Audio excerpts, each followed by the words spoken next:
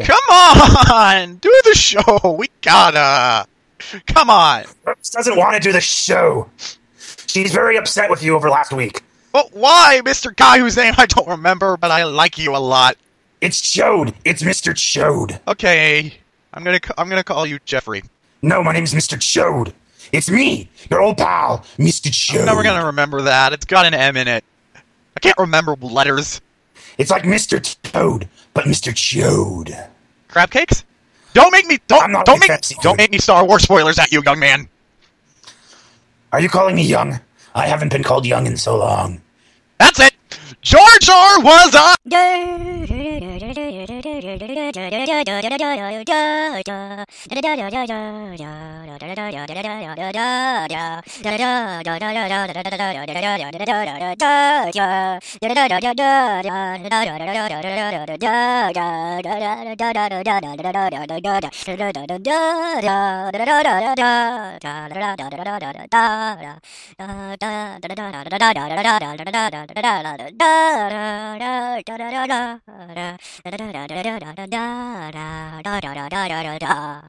Sith Lord the whole time.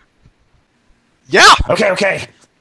I've managed to convince Rose to do the show, but only under one condition. Name your price. There is no mention of ponies or of Star Wars spoilers. I make no promises about the ponies, but I can do Star Wars. Okay, good enough. Here she comes. Come on, Rose. I've got to get back to smoking my cigars. You smoke cigars now? Well, okay, no. I just wanted to sound cool for your audience. We don't have an audience, Mr. Chihuahuas. See you, Mr. Chode. Oh, his name was Mr. Chode. So, we meet again. Yes. So, I saw Star Ponies this week. It was good. Star Ponies? Are you still talking about My Little Pony? No, Star Ponies. It's a different thing. Really? Yes, it's got. This isn't just you combining Star Wars and My Little Pony? No, it's a completely original franchise. It has nothing to do with the other one. The first movie is called A New Cult, and it's about Luke Skypony, and he has to go find Obi-Wan. He has to go fuck the pony. Yeah. It's about Luke Skypony, and he has to go fuck Obi-Wan Capone.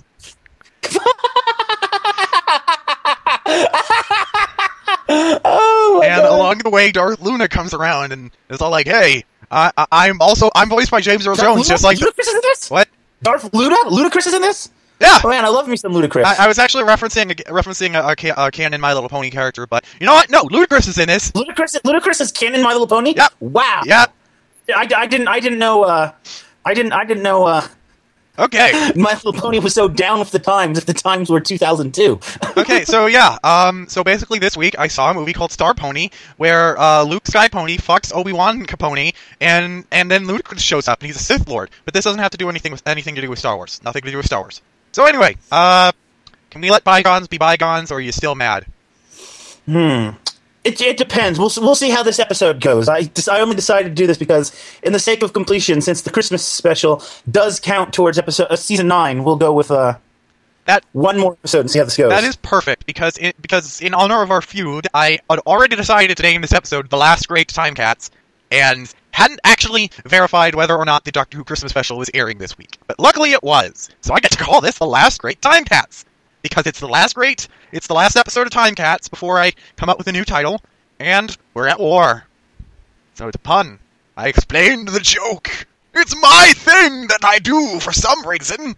To ruin the comedic effect. I ruin the comedic effect like a boss! So anyway, let's get on with the show. Doctor Who! This week, the husbands of River Song! Holy shit! Yeah, this week, for a long time, we've dealt with River always seeming to know the Doctor instinctively, and this time we had an episode where she didn't know it was the Doctor. She didn't know the Doctor had somehow managed to get a 12th face. Well, a 13th face if you include the Time War Doctor. She has a lot more. He has a lot more, sorry. But yes, most of River Song's experience with the Doctor has been with 11. She has met the other Doctors, most importantly 10, but most of her experience is with 11, so she would not be familiar with Peter Capaldi's incarnation. No, she wouldn't. But apparently they spent, 14 years? Or was it 24 years? 24. How long did they say the nights? 24. In this... So they had non-stop tantric sex for 24 years. I assume they did something cool with that time. But yes, this episode, at the end, Peter Capaldi, the Doctor, and River Song had the prophesized date in which River and the Doctor have dinner and under the Singing Towers of Darillium, which has always been known to be the last date that River had with the Doctor. And apparently, it had been this big thing. Like, River constantly asked the Doctor if they could go there, and he already knew it was going to be their last date, so he was understandably freaked out. Like, no, I don't want to do this. Let's cancel. And he couldn't tell her because that would fuck up time. But yeah, so they finally had that date because the Doctor, I don't know. It just felt like he thought, okay, this can't keep going on forever. This kind of muddled the canon a little bit. Well, I mean, it muddled the canon in several ways, but in the first place, it makes it so that the episode Silence in the Library and its sequel, Something Forest, makes it so that River knew that she was going to die there all along, which I feel is kind of a burn, I guess. I mean, they can explain it with the fact that they're always good at lying and hiding what they know, but I feel it makes sense given the way she usually acts around the Doctor. She's always trying to find a creative solution out of stuff, and it wouldn't be any reason for her to outright kill herself in order to save the day unless she knew that she was supposed to die. So honestly, I think it really corrects the plot hole that already existed. It doesn't explain why she had to die, but it definitely goes to explain why she thought she had to. And another thing, for the listeners who don't know, River Song died in her first appearance, and we've just been seeing her at earlier points in her timeline since the whole. Except for one episode where she was able to communicate from still ghosting within the machine, which for some reason she doesn't do more often. Well, apparently she was following around the Doctor the entire time up until that point. Apparently. So presumably, there's been a ghostly image of River following along the Doctor right up until that point. So for over 300 years, 200 years, something like that. That's tragic. Yeah, it kind of is. But this whole episode just has an aura of just. I think this is just the perfect ending to the River Song arc, honestly. Yeah, it's pretty evident. It's pretty evident that this is. But another thing that this episode cancels is it cancels previously done short that was done. That was done in relation at an earlier time with the 11th Doctor. That was actually referenced in A Good Man Goes to War. Ah, right, yes. Where she mentions that short in A Good Man Goes to War when she says where there was two Doctors and says that's a whole other Christmas. That was in reference to a Christmas short that they did one year. Yes. And in that short, the 11th Doctor, well, one of the three that were in that episode. 3 of the 11th Doctor. There were 3 of the 11th Doctor, we should clarify. One of the 3 11th Doctors there stated that he was taking her to the towers of the Singing Towers of Delirium, and the other 2 just looked sad, knowing what that meant. I assume he found a way out of it before it happened. Yeah, but part of that was at least partially retconned with this episode. I again, I look at it as that short happened exactly the way we saw it. It's just that when it came time to bring her to Delirium, he made another excuse to not bring her there. Yeah, because the TARDIS. I guess, but it's the TARDIS isn't like a car. You can't look out the window and see you're going in the right direction. The Doctor doesn't have to bring anybody where he's telling them that he's taking them. True. Well, I don't know. It's it's a thing that happened, I guess. I just like to imagine that everything is canon. I know that's not possible with something like Doctor Who that has so much stuff contradicting itself, but I like to imagine that there's some way to correlate everything together. So, changing subject, in our apparently recurring trend of crossovers, usually with Disney-owned properties, this episode's villain is Baymax, the marshmallow robot of Big Hero 6. Really, that's what you thought when you saw that big guy, huh? Yeah. What did you think? Have you seen Big Hero 6 or any of the promotional material? Yes, I've seen the giant marshmallow guy. Have you seen him in the red armor that he wears? No. Okay, I'll get you a picture of that while you talk about what you thought. Oh, look like a robot body. I didn't really have any specific point of references of anything specific that I thought they looked like. Okay, so apparently. Once again, so Sam continues his trend of really not liking to kill people when he can. Okay, so this image is of Baymax in his battle armor. Because Big Hero 6 was a superhero movie, a marshmallow robot would not really work throughout the whole climax. So about halfway through the movie, the main human character builds him a set of battle armor, which is what this is, and it's big and red and powerful looking. And what's the name again? Baymax, Big Hero 6. Hold on, Baymax. How do you spell that? Baymax. And the comic version is like some weird lizard thing. I don't know what happened there. I linked you to the image of. Yes, I see that. I understand why you where you. All right, so that but I have a counter. Mm-hmm. And I have a counter which I'm going to post right now, and we are not going to discuss. Okay. But I'm going to post this here, and you will see. Okay. Okay. I recognize the website. So you know what's coming. Okay. This isn't translated, so. I have seen the translated version before. Is there a translated version? You want me to find it? Yes, I am interested in what the. Okay, so I'm just. I'm just imagining how he's trying to figure out what we're looking at here, and I'm just gonna and I just want to leave them in suspense, leave them in total suspense, not knowing. Wait, so should I link this to the audience because I don't know. No, we should not. Okay, for the okay, so now I recognize the characters. Oh, I'm gonna just. X. You're just gonna save that to your computer. I'm just gonna X that out. Oh, was there something I didn't notice in the picture? That was Big Hero 6 characters. I didn't notice that at first, and then I did. Oh, you didn't notice that it was. Well, no, because I'm not good at recognizing stuff. Anyway, I'm just confused by that now. Anyway, let's see. Where was that? Yeah, that's the other one is Baymax. So Doctor Who is getting increasingly weird about their stuff. So the villain in this movie, ignoring what I already said about it being Baymax, because at this point we all know I'm joking about that. So it's a guy. It's the head of a genocidal maniac who rules over a genocidal tyrant. Sorry, I said maniac. But yes, he rules over what appears to be an Earth-like civilization, but since this episode's not actually about him or his civilization, we don't know that. But he rules over a thing. He's got this robot body, and he's got a diamond lodged in his head that the Doctor has to remove because everyone thinks he's a surgeon because of some reasons. Because of some reasons, and some stuff. Because they called the surgeon, and he showed up. Yeah. So some stuff happens, and it turns out River tricked this guy in marrying her so that she could steal the diamond and sell it for her own profit, and so she's about to sell it to some people, but then she realizes that these people are part of his civilization. She didn't bother to have the Doctor remove the diamond. She just had him remove the head. So she was just going to hand the head over, thinking that these guys were one of his enemies, but it turns out they weren't. So she thought, ooh, if I give this guy the head of their ruler, they might be a little bit pissed.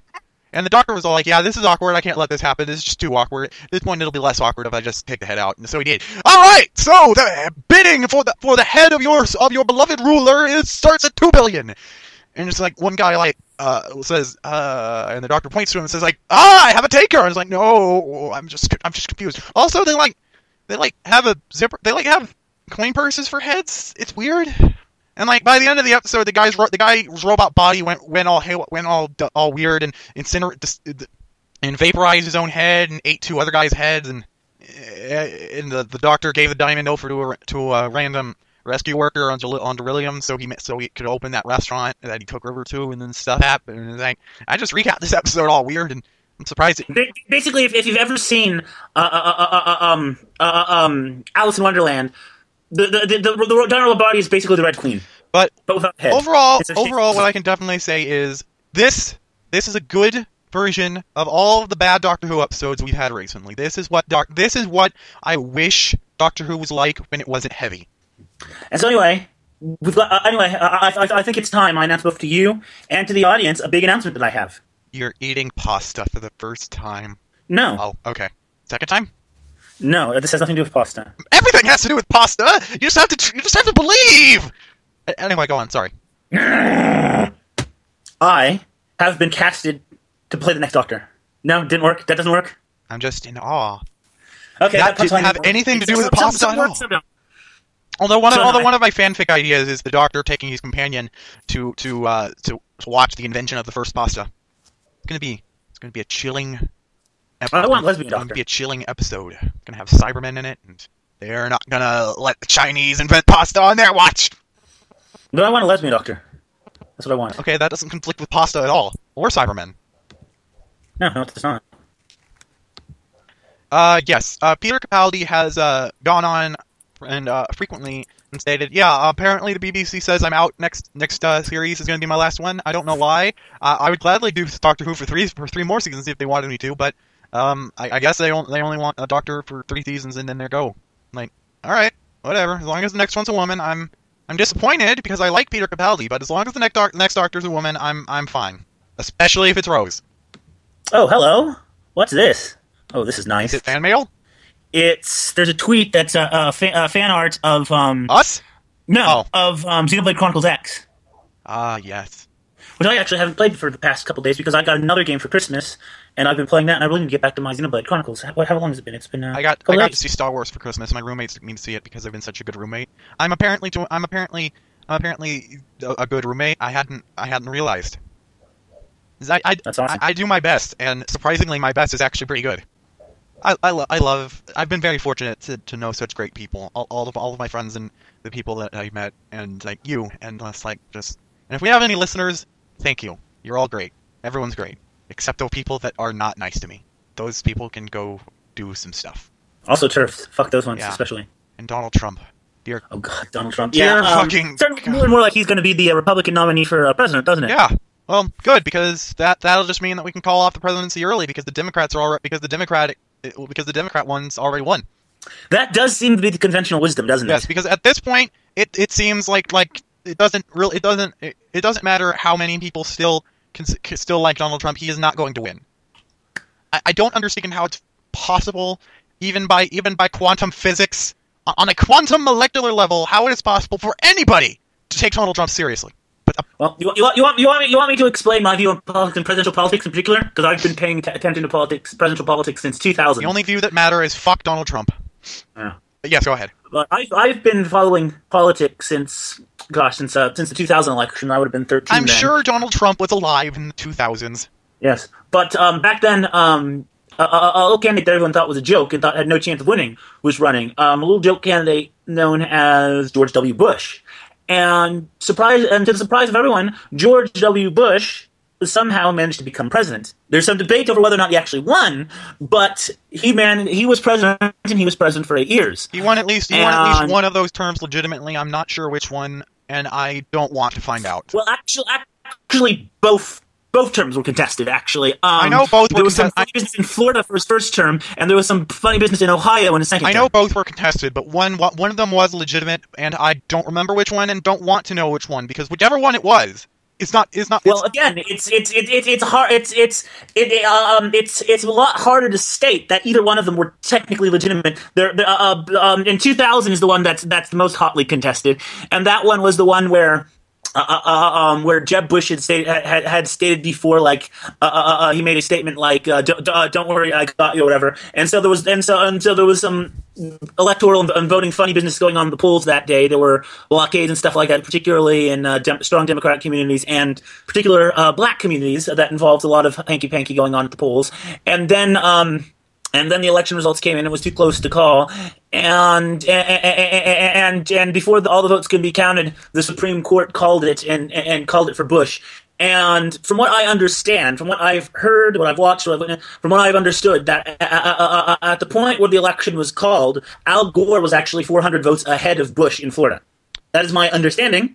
Of course, again, the votes were never fully tallied, and they never will be, so there always will be an asterisk next to that one. So it's really hard to say what really went on in Florida in 2000, except for the fact that there are a lot of people to this day who still swear up and down that George W. Bush did not win that election, even by the electoral standards. Yes, I may have deluded myself into thinking that one of the votes was legitimately because it's a more interesting logic puzzle than if both of them were. But the fact that there's 2004 rolled around, and that one is largely considered to be. I mean, Bush did win the popular vote in that one, on top of everything else. Somehow, but there's always been some question because there was again more funny business with voting machines in various counties, and that's become a standard, particularly in Republican districts over the past decade or so. And so again, there's a big question mark hanging over Ohio in 2004, and Ohio, of course, was again in 2004 the state that would have made or break the Bush candidacy. So, other things that have to be considered on top of that is the fact that these, even though both of these races are contested, the fact of the matter is these were still rather close elections in terms of particularly the first one, and that's because the Democrats didn't really run great candidates. Al Gore, particularly John Kerry, or not really that strong candidates. There's a conventional wisdom that when it comes to the presidential elections, you need to run a candidate that's towards the center. They look like good, strong candidates, don't they? No. I just watched The Neverending Story. It's a bit odd that I watched Neverending Story immediately after watching Star Wars, but this is what my roommates were doing, and I wanted to watch the Neverending Story, so I just ran with it. Yeah, the Neverending Story is also a good description of what happens whenever I start talking about politics. But anyway, so when you have it's conventional wisdom, beltway common wisdom that that the candidate that wins you the elections are the ones that are close to the center and appeals to the quote unquote moderate voters. But here's the thing: for quite a while now, from multiple polls that have come out that have been coming out for years, there's a lot of material to suggest that the country is not as moderate as people conventional wisdom seems to dictate. Especially for a lot of these policies like healthcare, Social Security, Medicare, a lot of these socialist policies in particular, they're actually some of the most popular policies in the country. And Republicans always wanting to cut that again is why Republicans are generally not as popular as the Democrats because they're always trying to cut what's basically the most popular thing in American politics. So that's why Republicans in general are typically, that's why elections these days typically are seen as the Democrats to lose. But the problem is when the Democrats lose when their base doesn't come out. Their core voters, their base, when their base is unenthused and doesn't turn up, the Republicans win. Counter that, where when the base is excited, when they're excited and they're all coming out to vote, it doesn't. The moderate thing doesn't really matter. It's Republicans who need to stay more towards the moderate. The Democrats actually benefit from having someone who's more progressive, and that was shown in 2008 when there were a lot of people who believed mistakenly that Barack Obama was far more progressive than he actually turned out to be, and that made the base hyper enthusiastic, and the base turned up and won in places that typically don't even vote, that don't even go Democrat, and Democrats got seats in the House in the House that they never get. And so obviously they didn't keep those, but basically, even in places that are seen as fiercely conservative fiercely conservative areas, if the Democratic base in those parts are excited enough, those swinging the blue, even if they're deep red, some of them, it's about exciting the base. And now, obviously, when the base stays home, it was most famously in I think it was 88, where I think the Blue Coast, which consists of California, Oregon, and Washington State. California. I think those are actually voted for. Independents didn't vote for a Democrat or Republican. And there was one state I think that went to the Democrat in that election. And I don't know if this was 88 or if this might have been 80. 84. California. It was either it might have been 88. Yeah, I think it was 88. I think it was Michael Dukakis. But anyway, the Democrats were so unenthused about him that only one state voted for Dukakis. I think it was his own state. And the typically Blue Coast, I think, voted independent or something that year. And so that was the biggest landslide lost by Democrats ever, and that was again because nobody wanted to vote for this guy, and so Democrats just stayed home. And that's typically what happens when Democrats aren't enthused. Now, with this election, even with a base that's not enthusiastic about Hillary, it doesn't seem like Donald Trump has much in the chance of winning, even against Hillary, especially when you see the polls. But again, this is if Hillary does become the nominee, this is hers to lose, and pulling the stuff like she did the other week with Bernie there, with the where one of his where his head of tech managed was just access was dumped on their laps for the Hillary Clinton's campaign stuff, and this guy just decided, well, hey, I'm going to do what I'm not supposed to do, and I'm going to take a look at some of these files, and yeah, but he got terminated for that.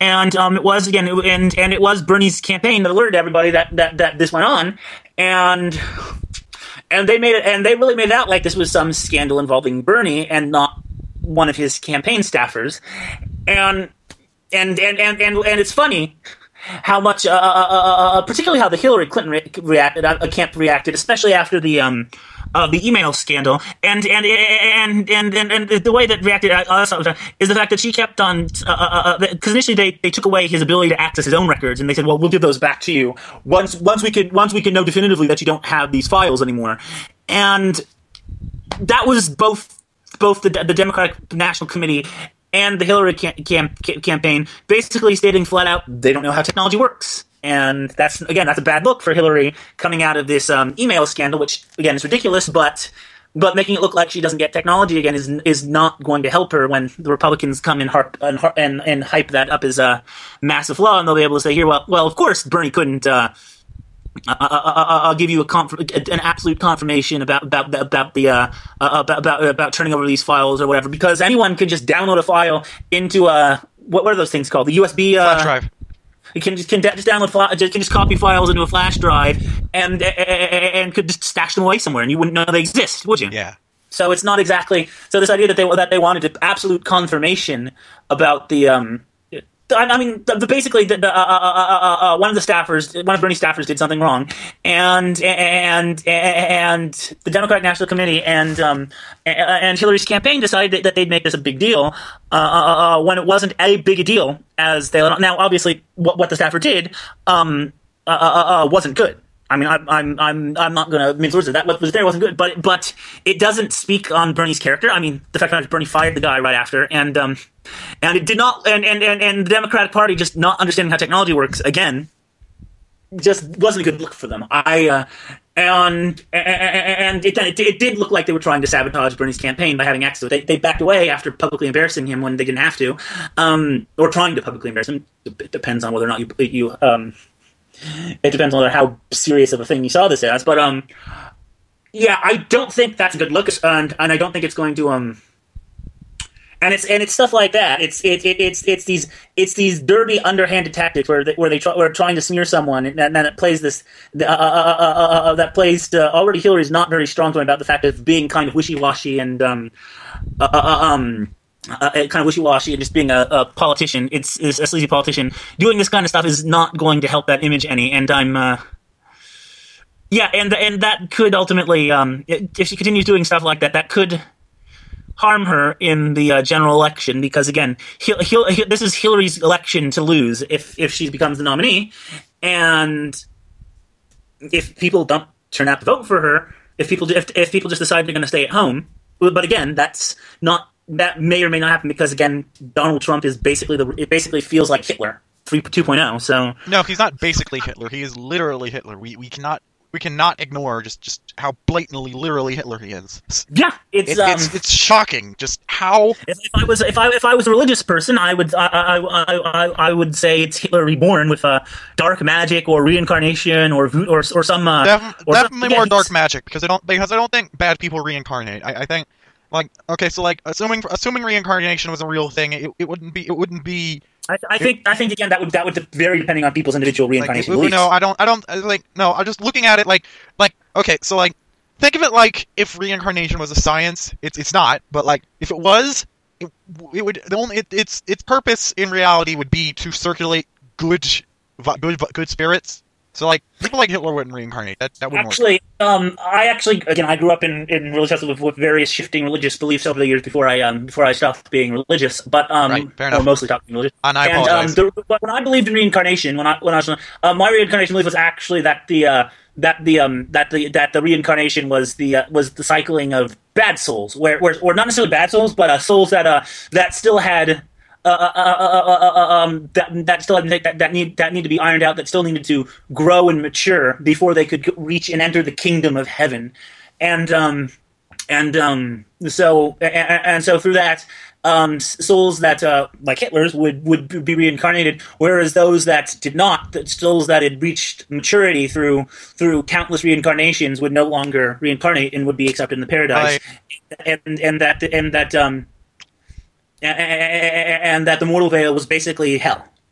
But again, that's not a belief I subscribe to anymore. I've heard of the belief that everybody is just a reincarnation of everybody, and that literally everybody is just caught in a cyclic relationship reincarnation loop, or some bullshit. Well, that's actually an interesting logical loop. Also, I gotta look into that. Well, I don't mean to alienate those. The show's that have, getting weird. Religious beliefs. I don't mean to alienate people who have religious beliefs that involve reincarnation. I grew up in sort of a cult-ish, I guess I could say, Christian environment. I grew up going to a Christian school that was non-denominational, but it was really like a Whitman sampler of televangelical type of nonsense, where every year I'd be subjected to some new teacher's own beliefs involving religion, and none of them were ever the same. I mean, they had some parallels, but there was one. This is funny, actually. There was one. I think it was in second grade. It was during extended care, or as we called it, X care. Don't read into that. But we learned. But the teachers there taught us. Were teaching us about. Remember, this is a Christian school, not a public school. But so the teachers there were telling us about how, or at least the teacher there was telling us about their belief that that when you die, you don't go immediately to heaven, but you go into a sort of purgatory dimension where you are given a test. And you were given a test for 3 days, and apparently they don't like it if one smartass in the back of the class raises their hand and says, "Teacher, is it an oral or written test?" Then they just give you a look, because. But what is the answer to the question? Is it? There is no answer. They just look at you for being a smartass. No. The answer would be no. Then, if it wasn't one of those, they're not a very good teacher. You're supposed to answer your students' questions. There are no bad questions, just bad people. You've never been to a Christian school, I've taken it. Oh, when it comes to the Christian school, there were chiefly among them was any question that involved evolution being real and not something that they were just mandatorily forced to teach because of the state's recommendations or requirements. Yeah. This show got weird. Well, yeah, but yeah, I just. But anyway. Well, let's get to the real meat and bones of this. I've got Pokemon Super Mystery Dungeon this week, and I've been playing that. I was playing a little of Lego Star Wars. I have this custom character that's a clone trooper. Jedi. I guess that's canon now. Jedi clone troopers? Yeah, that's cool. But I also have Darth Jar Jar. Darth Jar Jar. Yeah, that's canon now. I will say this: Star Wars did actually make one of the joke spoilers I was going to use canon. I'm not going to say which one. I'm just going to throw that out there. But anyway, so Pokemon Super Mystery Dungeon is a good game. It's if you ever played the original Pokemon Mystery Dungeon, this is going to have some minor spoils here. But if you ever played the original Pokemon Mystery Dungeon, there's a point about halfway through the game in the original Pokemon Mystery Dungeon where you're forced out of town. And you're forced to do a sequence of dungeons in a row, and you're no longer able to go to other dungeons and try to gain experience and level up and stuff and get more items and stuff like that. You're forced to complete these. I think it was 3 dungeons, one after the other. You can save in between, but you're forced to do that without any leveling you're gonna have to do. You'll have to do in the same dungeon over and over again, and it's probably in my opinion, it's the worst part of the game of Pokemon Mystery Dungeon. That section really made me hate the game because the game was fine up until that point, and then you reach that point and the game just really slowed down because it took away all of your choice and option and kind of left you doing what it wanted to do until. But Pokemon Super Mystery Dungeon does the same thing. Only it forces you to progress to this point without really giving you a chance to level up on your own either, because each day that occurs, it has progresses the story, and so after every dungeon you complete, the story progresses a little further. So eventually, you'll reach a point where you're sort of just forced into this. Into these. In this game, it's only 2, thankfully, not 3. But you're forced to do. No, but you're forced to do these 2 dungeons back to back before you could do anything else and progress any further. And the second one in particular is Crabs. Well, again, I was rather underleveled for this, and I wasn't really given a chance to level up ahead of time.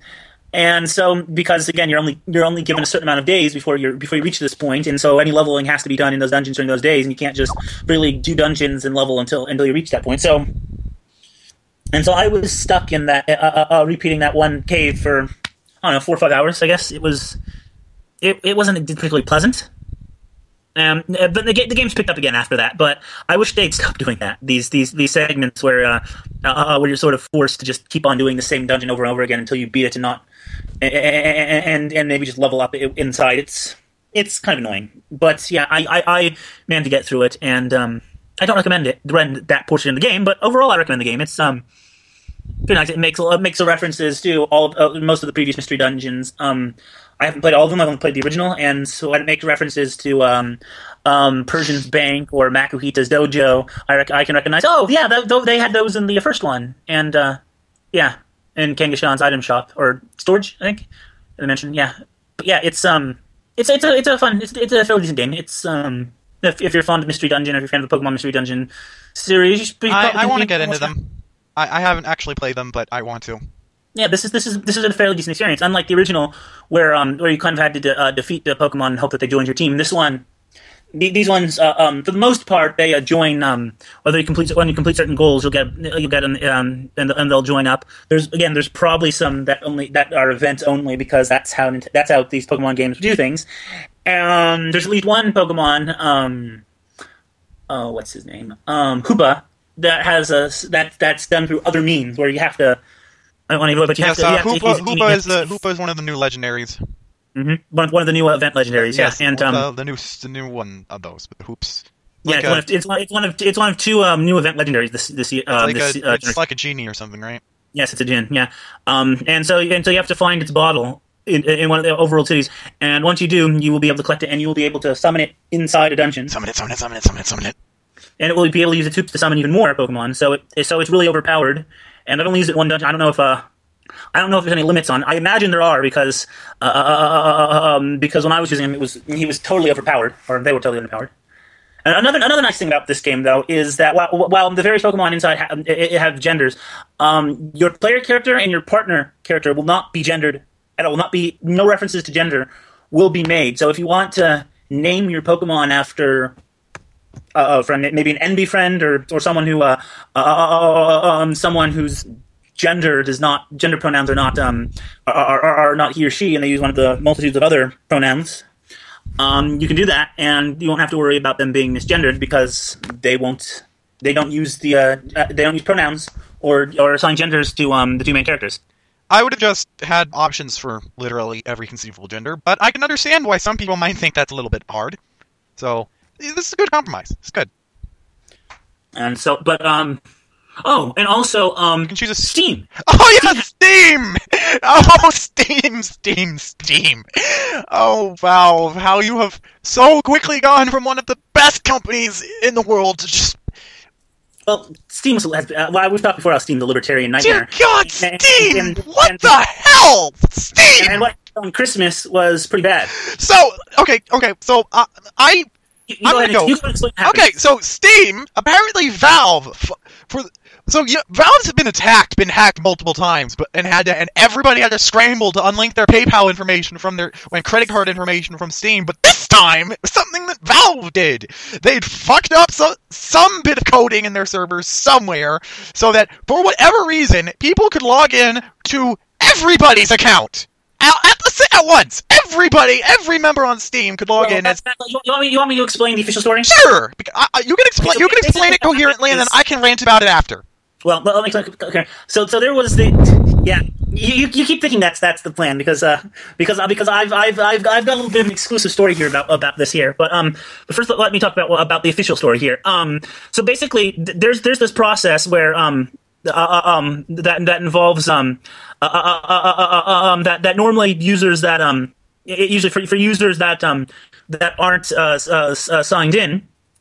Most websites have this process where for users that aren't signed in, because that usually people viewing things are massively overwhelming people who don't subscribe or to the site or register to the site, and so for pages like that, it doesn't store. It stores it pre-stores the last scene one of the previous images loaded, so it can just send that out and doesn't have to search through it again because it saves space and it saves hard drive space and all that stuff. So it makes it easier for the computer. Now they have ways to do that for Valve because of the type of site it is that a lot of people will be logged on. So they have ways to do it, but they can do it with for users to log on. But there are two things that it has to be able to show the users their own things, and it has to make sure it doesn't store users' data so that it shows so that it doesn't show other people's user data.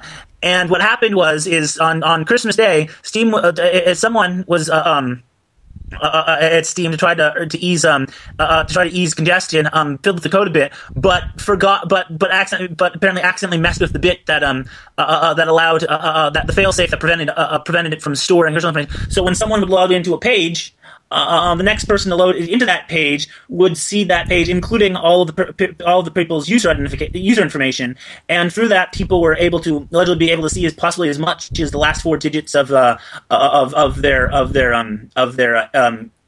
credit card. People were able to see what games they had, we're able to see we're able to see their mailing address, the name that they went under, and their email address, and they're both their email address and their mailing address, and but that's basically it. They weren't able to really like hack the account and get into and dig around and change things and steal someone's account or anything like that. But they could buy games with it or something, apparently. Well, no, that was another thing that they couldn't buy games with it or steal someone's account. Yes, but see, the thing is that I had just woken up from a nap, and my brain does not work right under most circumstances, but nobody's brain works right when they just wake up. So I was terrified, scrambling, trying to figure out what the fuck I was going to do about this, having to figure out how to unlink a PayPal account from Steam. Couldn't figure it out because PayPal has changed their layout as often as every other damn website on Earth, so Googling how to fix it didn't do anything. I had to figure it out myself. I almost broke down and had my first energy drink in a week so I'd be able to have the energy to figure it out, but I got through it without it. I got it, and I was pissed after I got over. It was like, because that day had been going so well, and that had just happened and fucked everything up. And I had meant to watch Empire Strikes Back that day because I think it was Christmas Day.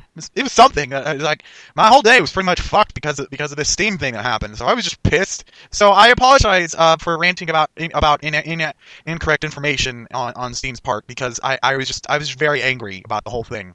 Oh, but we're not done. Oh, good. Good.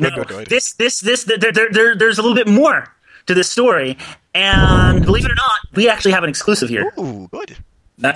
Well, for better or for worse, we have an exclusive story here that hasn't been covered yet. I don't know how exclusive stories work, so I'm just gonna let you know that. Okay. Well, this is pretty much we're breaking this story. The Steam official story about everything that happened might in fact be complete bullshit. Oh my god, it was the llamas, wasn't it? It was the llamas the whole time! Steam claims that it was a mistake that happened on Christmas Day. That was only for a problem for several hours on Christmas Day, and that it was a mistake that didn't allow anyone to access full access to the account, to change the account or anything like that. That is what Steam claims. I'm not so sure I believe that. And here's why. Let's go back 2 days earlier. On December 23rd of this month, my Steam account was stolen. Oh, dear. Yes, I woke up to discover that my Steam account had... that my password did not work, that the email address assigned to that account was not my own, and I basically spent much of Christmas Eve. I spent dealing with Steam's shitty customer service, trying to figure out what happened and how to get my account back. And it went smoothly after 6 hours when Steam finally got around to contacting me about it, and they gave me my account back. but here's the thing. There are a lot of peculiarities about it. In the first place, I have it set so that on my Steam settings so that it notifies me whenever a new computer or whatever tries to log into my account, and it does that through email.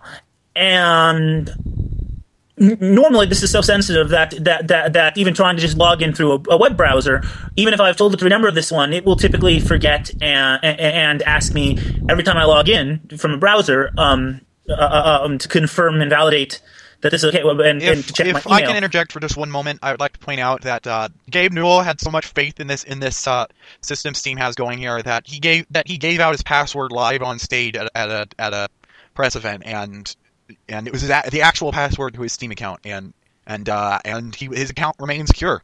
So it at least worked at one point.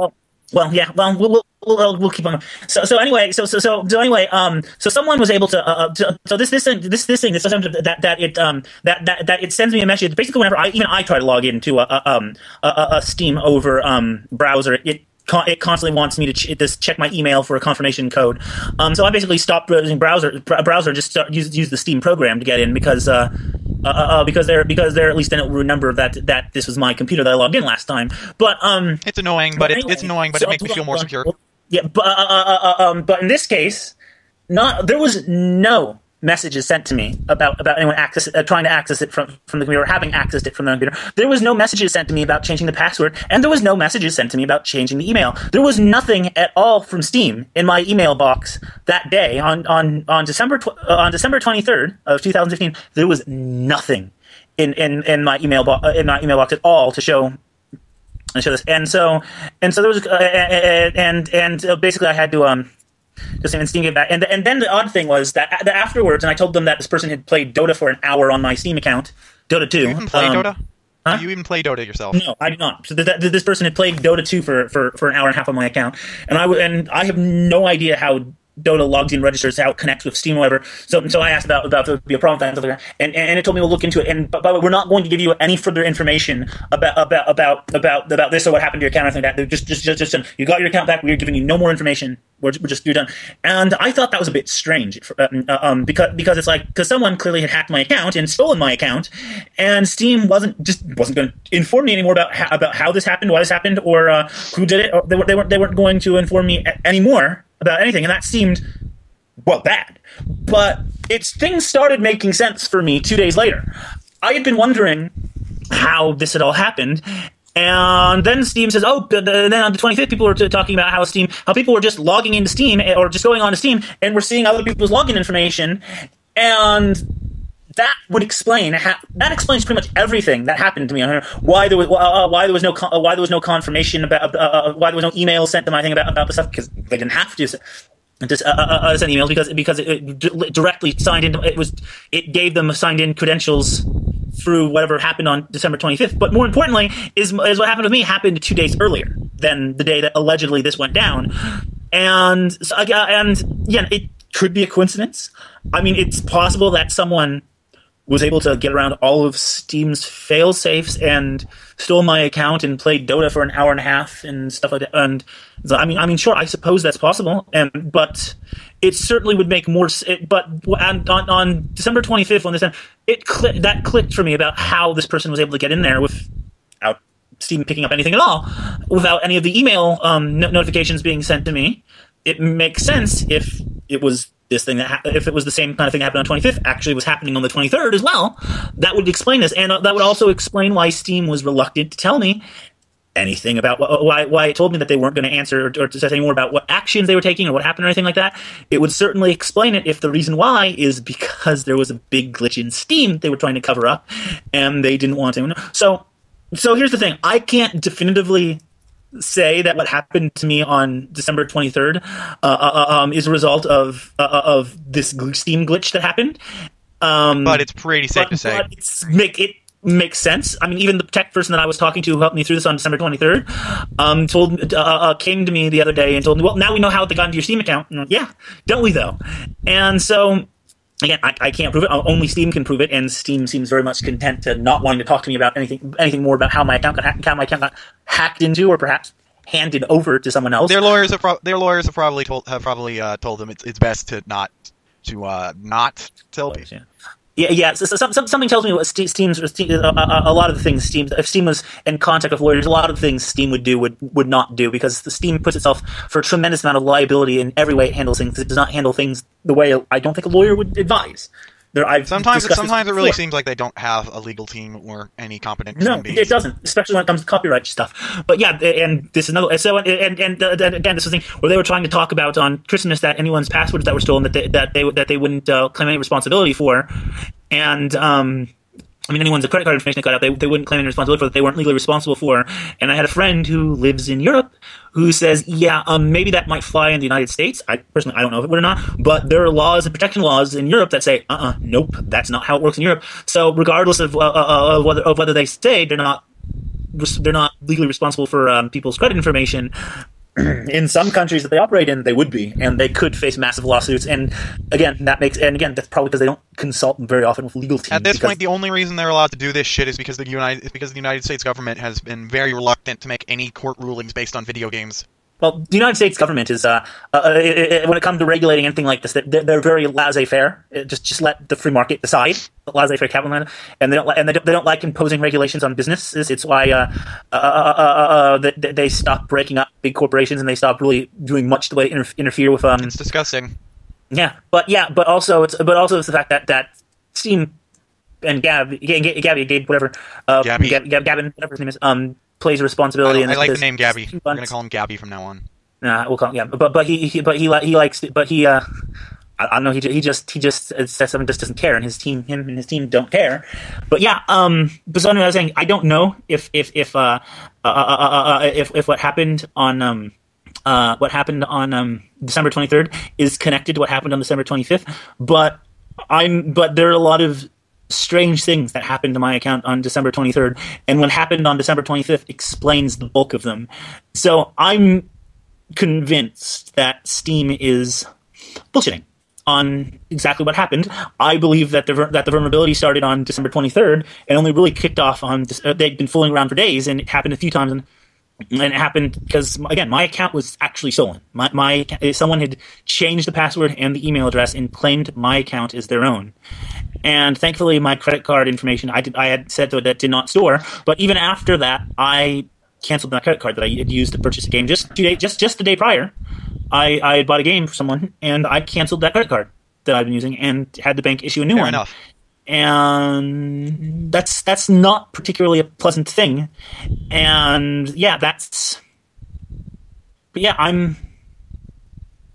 I'm very much skeptical of Steam's official story. I don't think they're telling the whole story, and I think there's ever because as much as they say, well, no, as much as they're trying to say that this and this couldn't happen, and it happened, it was only for 6 hours. It happened to me on the 23rd, and my account was stolen. So it could be a coincidence. Someone could have found a way to game the system just 2 days before Steam had this crisis. But Steam's little crisis explains perfectly what happened. So I'm not too happy with Steam right now. And you shouldn't be. Nobody should be. Steam really needs to get their shit together. They really need to get their shit together. Well, that's the thing. Again, they're part of this culture of tech libertarianism that doesn't feel that it has responsibilities to anyone but, say, shareholders, and it doesn't feel that they're responsible for customer data, privacy, anything like that, or even safety. And so Steam has this unregulated place where they let anyone put whatever shit they want on Steam. Sometimes it's stuff that deep violates copyrights. Sometimes it violates multiple copyrights from multiple different companies, and goes on the Steam Greenlight process, and usually gets stopped there. Usually, of course, then there was things like Bubsy, where apparently there was something in the code that shows that it didn't pass. I am just utterly astounded that Bubsy got through.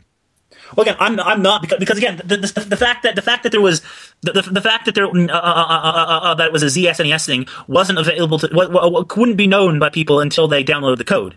Now, if Steam actually did quality check and made sure that before they put things on their storefront that they weren't stolen, then this wouldn't have happened. But Steam doesn't do that. As a matter of fact, if the community just decided, as a great big community, decided not to report anything for a while, they would probably greenlight these things that would make it through Greenlight are probably games that have all kinds of copyright infringement stuff, because I don't believe that Steam does any of that. Steam relies on the community to tell it that, Yep.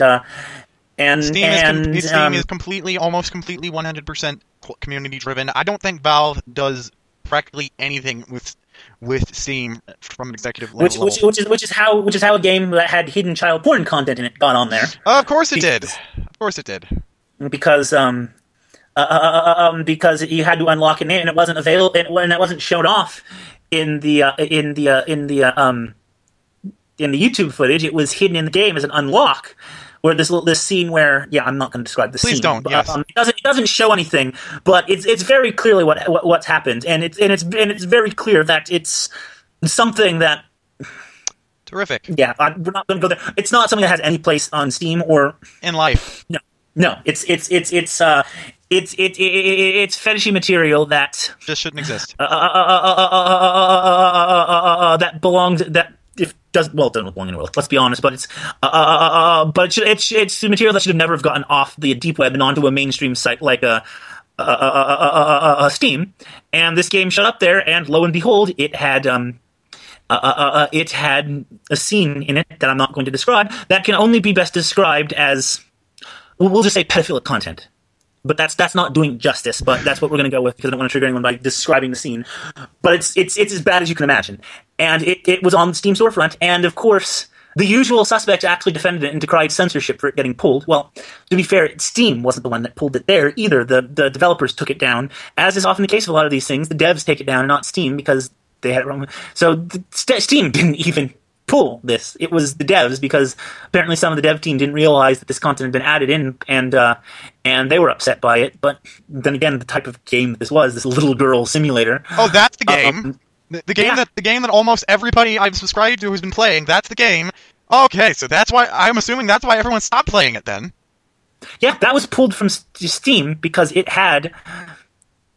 Again, I'm only going to describe it as pedophilic content. I am not anybody who's traumatized. I am not going to make them relive that by describing what's in there. But it is as bad as it's as bad as it sounds. I'm not describing it, but it's as bad. Please don't. And stop. It's that bad. It's a hidden scene, and if you really care, if anyone listening really cares and matters, you can Google it. A lot of the big video game sites that just covered it, and the usual suspects are in the comment section defending as censorship, defending and decrying this is censorship. And you know what? Yeah, let's censor this. Yes. Absolutely, 100%. As a matter of fact, I think there will be people who would be surprised to find out that this isn't already censored, that this isn't already illegal, because it damn well should be. It's not something that has any business in it. It's just no. That game should never been on. Be. But Steam has no quality control. Steam doesn't regulate its own. And again, that's why I say I don't think they're in contact with legal teams or anything, because I don't think anybody who's licensed to practice law in this field would tell them to make the irresponsible bonehead decisions they make, because Steam really is opening itself up for a lawsuit. And one of these days, someone somewhere is going to sue them, and they are going to lose big, because they don't do what they put every time something like this gets on Steam, or something with copyright content goes on.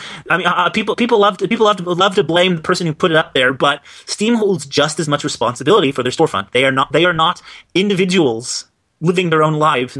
They run a business, and businesses are supposed to follow regulations that far exceed that would normally be placed on individuals, because businesses are not people. Corporations are entities, and they are these entities that are not people. They have people working for them. They have people who are owning them, but the businesses are not people, and businesses need to be regulated. And businesses, when things are working correctly, are regulated. And when you do things like this and think, I can just let anyone put whatever I want. Some sites, most sites are still illegal, but when your site's a business and stuff like that, you're going to find, no, you can't do this. And one of these days, it's going to be Nintendo, Sega, any of the big. One of these days, something copyright is again going to end up on Steam's pages, on Steam's front page, on Steam's hallowed grounds. That's not supposed to be there. And one of the big ones is gonna get you. Yeah, and heck, it might not even be it might not even be a video game company. It might be a music company. There was a year ago, I think last year, Jim Sterling was playing a game from the makers of the people who made Air Control, and it was a crappy, broken, buggy pop-up game. I assume it had real music in it, though. I assume it had real music in it, though. Oh yeah, and there was and it had music, and he was just saying, I know I'm going to get in trouble for this video because the music that's playing in here is going to put me on my because I know that's something. And then at one point there's music playing. He says, I don't know what this music is, but I'm willing to bet that's still in too. And actually, yeah, I know what song that was. That music was from the Bleach anime. It's called Invasion. It's made by somebody real, I assume. It's a real company. Let's see here. It's Please, I want to know who. Well, but anyway, yeah. The song is called Invasion. It's a song that it was in the Bleach anime. It has lyrics and everything, and I believe it's sung in English, in fact. And you want to hear a copyright story that I have, or are you done? Or are you not done?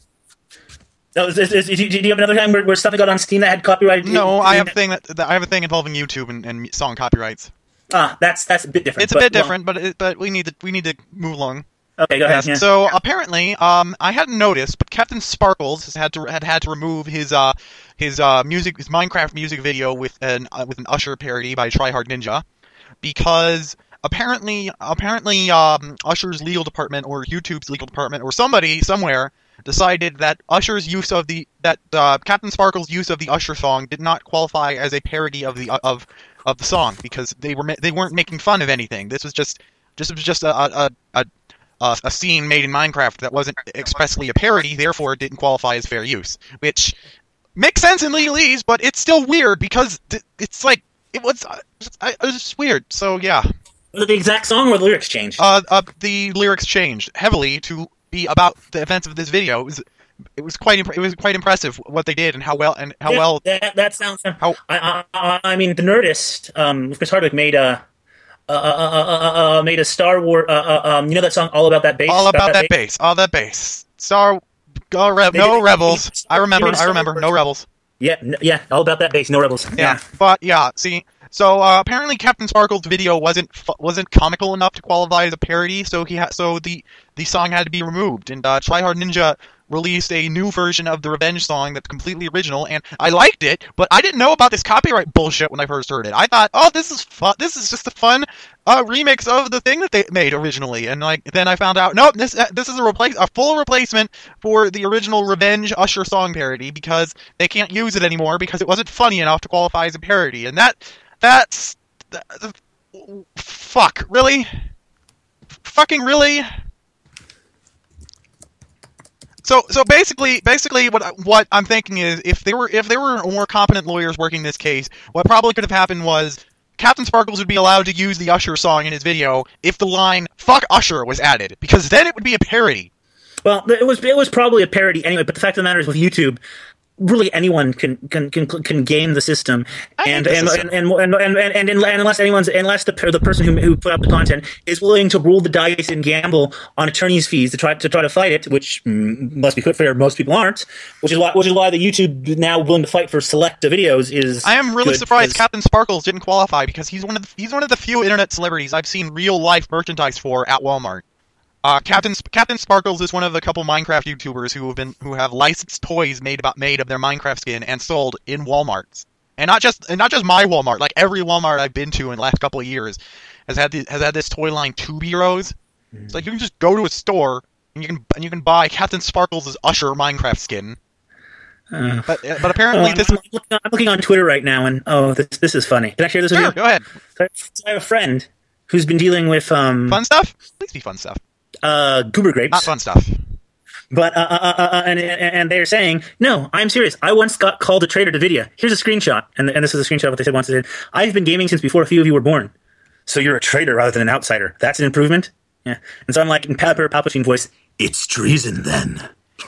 Good. Let the hate flow through you. Let the hate flow through. I just rewatched the original trilogy, and I can't actually think of other Palpatine quotes. He really didn't do a whole lot during the movies. Did you know Palpatine wasn't actually in Episode 4, like at all? and it was only seen in one instance in Empire, and didn't have the voice, and the makeup wasn't very good. So, like, Palpatine didn't actually show up in the way we recognize him until the last scene, until the climax of the last movie. That was pretty weird. You want this, don't you? You want this, don't you, Internet? How's my Palpatine?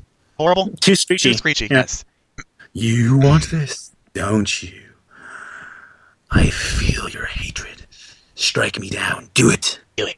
And take your father's. There we go. That one is do it. Yeah, that was Right, it. that was how I practiced my Palpatine originally. So I just watched the Plinkett reviews. This was before the Plinkett reviews started getting particularly he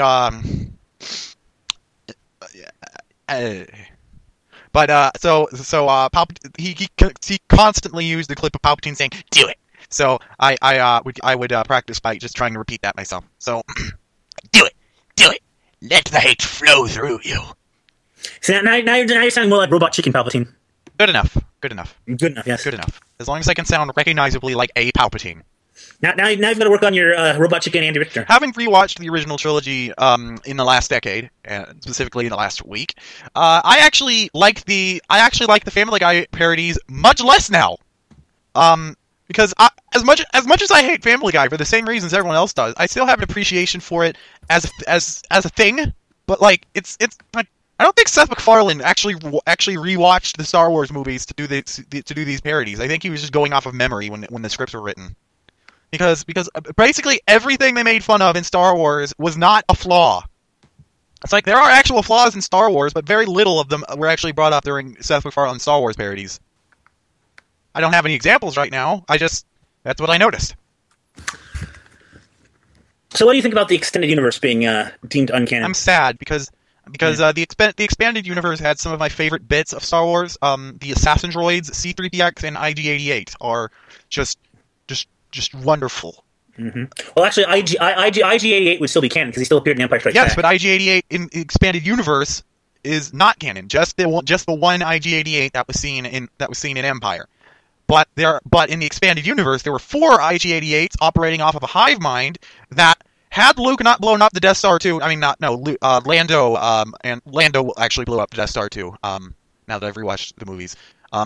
But had the Death Star 2 not exploded, IG-88 had actually taken over the computer systems of the Death Star and would have overthrown the Empire and taken over the universe himself. And that's no longer canon. That no longer happened. Thanks, Disney. Oh, but the prequels are still canon. Perfect.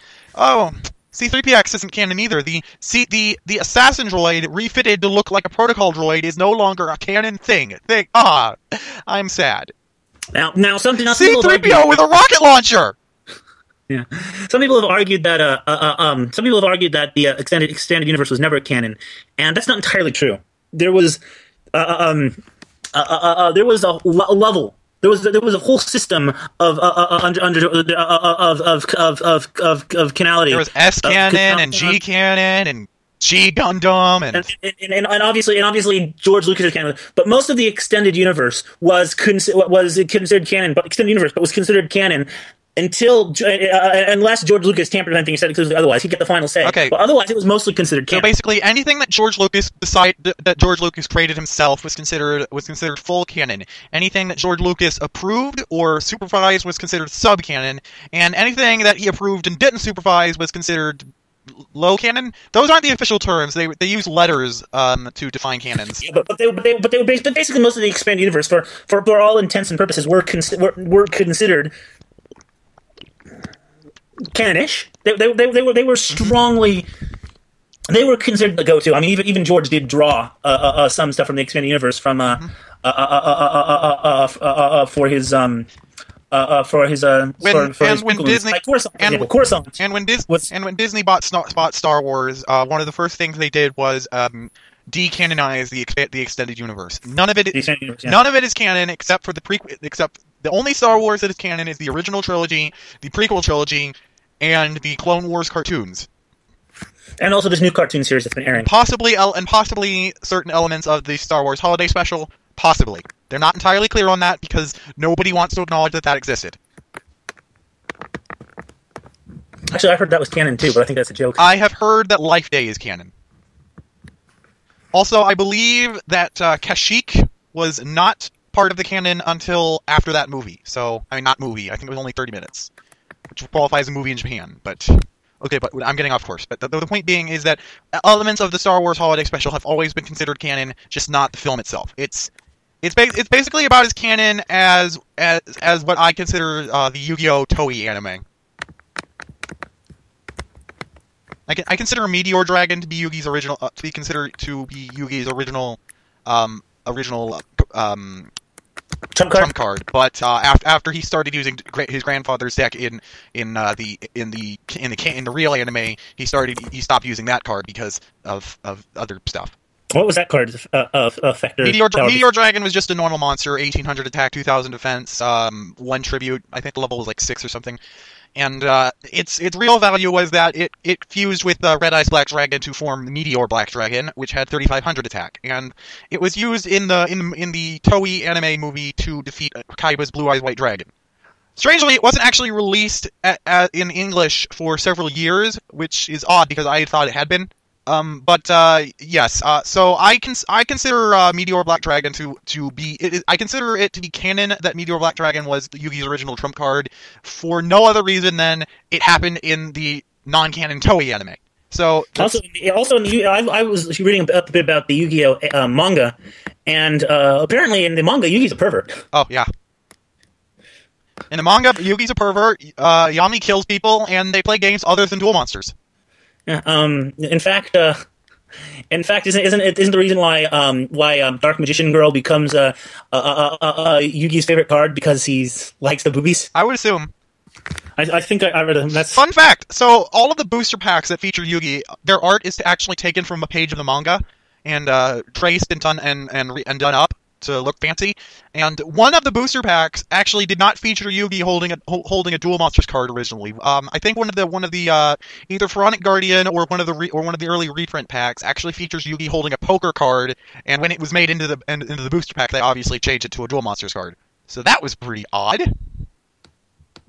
The chapter where they played poker was the sealed pack duel between Joey and Duke Devlin. Anyway, go on. I'm talking about card games again. I'm sorry. I really should stop. So anyway, so the draw into discussion. To draw this episode to a close here. We talked about it. We've got along, and I basically have got to tell you, I'm not impressed. So with everything. So yeah, I'm not impressed. I'm still very angry. Screw this show. Screw the fans and screw you.